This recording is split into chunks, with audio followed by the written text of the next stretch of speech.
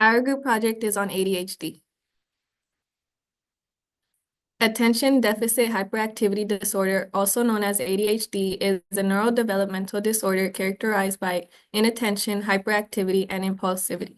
Its pathophysiology involves several key factors, including dopamine and norepinephrine, PFC, which is responsible for attention, planning, and impulse control, and it shows decreased activity in individuals with ADHD.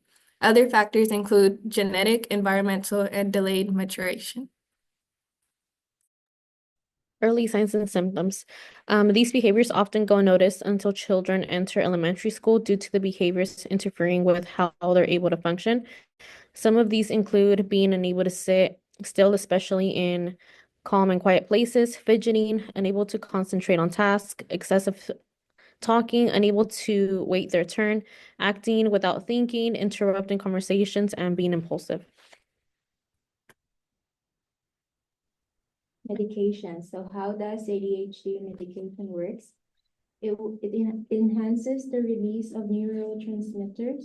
It stimulates the receptors so they can catch more neurotransmitters, and it slows down the reuptake so neurotransmitters have more time to activate the next neuron. So some of the medication class, the stimulants, the example is methamphetamine, and then the next one are norepinephrine reuptake inhibitors, the atomoxetine, alpha agonist, the clonidine, and then the side effects, decreased appetite, weight loss, minor growth delay, difficulty sleeping, anxiety, upset stomach, changes in blood pressure and heart rate, short periods of fatigue, increased activity, or bad mood.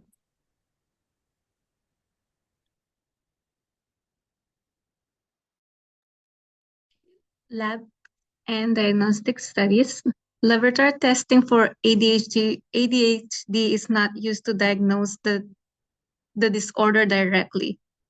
It is primarily diagnosed based on clinical assessment, behavioral observation, and symptom support. However, lab tests may be conducted to rule out other conditions that could present with similar symptoms. Blood tests to rule out other conditions like these tests are typically used to ensure that other medical conditions aren't causing symptoms similar to ADHD, such as fatigue, mood disturbances, or inattention. Like tests like thyroid function test, complete blood count, metabolic panel, and vitamin D levels.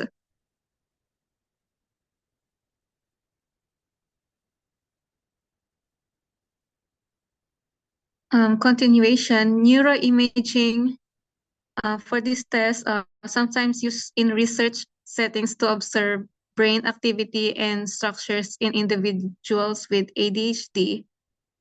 PET scans and SPECT scan are also used in research to study brain activity in ADHD patients, but again, these are not used in routine clinical diagnosis. ADHD rating scales, common ones include the Conners rating scales or the Vanderbilt ADHD diagnostic rating scales. These assess symptoms of inattention, hyperactivity, and impulsivity, often from multiple perspectives. Example like parent, teacher, or self-reports. Behavioral assessment, this involves collecting data from parents, teacher, or other in the patient's life to look for signs of inattention, impulsivity, and hyperactivity in various settings like in home, school, or work. So some of the nursing interventions may include use positive reinforcement, like example, you can reward good behavior and task completion, encourage physical activity to help burn off excess energy, administer prescribed medication and monitor side effects, encourage relaxation techniques like deep breathing, promote social skill to improve social behavior and interaction, and provide emotional support.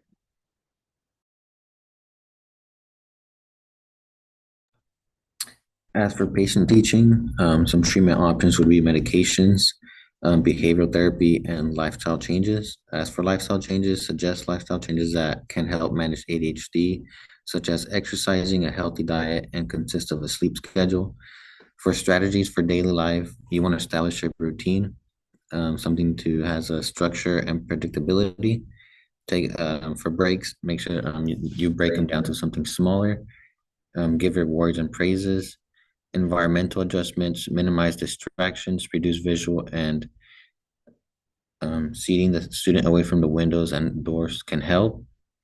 Create a quiet workplace and visual schedules. Questions.